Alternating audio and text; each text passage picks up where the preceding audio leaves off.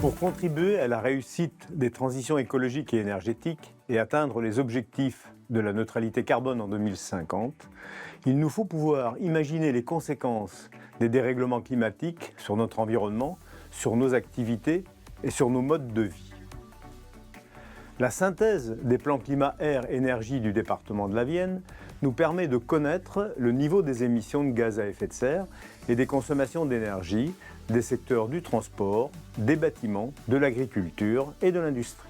Atteindre les objectifs de 2050 nécessite d'intervenir simultanément sur la consommation par la réduction des besoins, le remplacement des énergies fossiles par des énergies non carbonées et la valorisation des ressources locales renouvelables.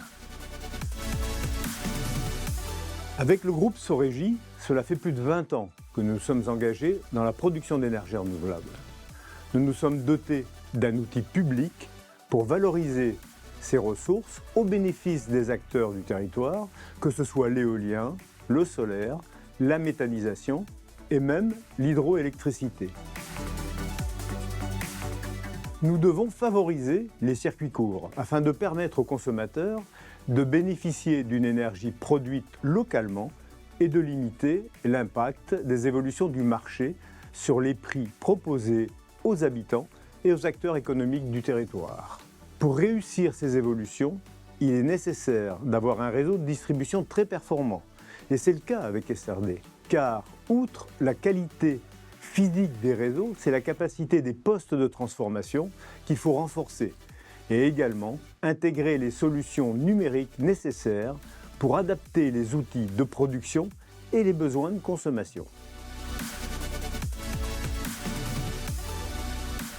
Engagé depuis 100 ans dans la politique d'accès à l'énergie de ces communes, le syndicat Énergie Vienne implique les élus locaux dans la définition des orientations et la construction des programmes pour répondre aux défis de la transition énergétique.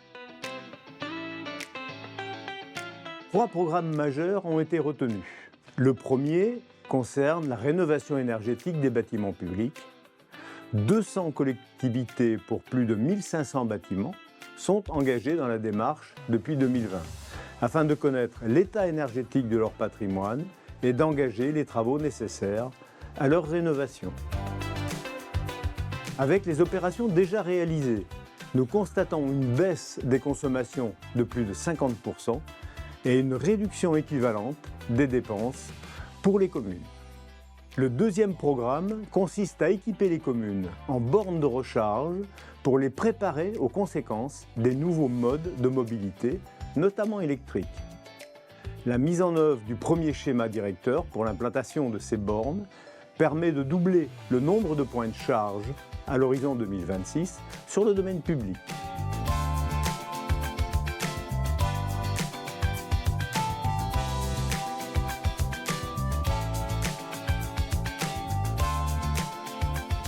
Et le troisième concerne la transformation du parc d'éclairage public. La quasi-totalité des collectivités sont engagées dans le programme pour le passage en technologie LED à l'horizon 2029, ainsi que le pilotage des périodes d'extinction. Ce programme contribue à la baisse des consommations avec des économies d'énergie et financières de l'ordre de 60%, mais également à la préservation de la biodiversité et de la sécurité des personnes. Au-delà de ces 3 programmes, le syndicat Énergie Vienne offre la possibilité à ces collectivités et aux acteurs publics du département de participer à des achats groupés d'électricité et de gaz naturel et de bénéficier de meilleurs prix et d'une énergie produite localement. Pour atteindre ensemble la destination neutralité carbone, le syndicat Énergie Vienne a lancé une dynamique de partage d'expériences, de réflexion collective et d'expression des besoins.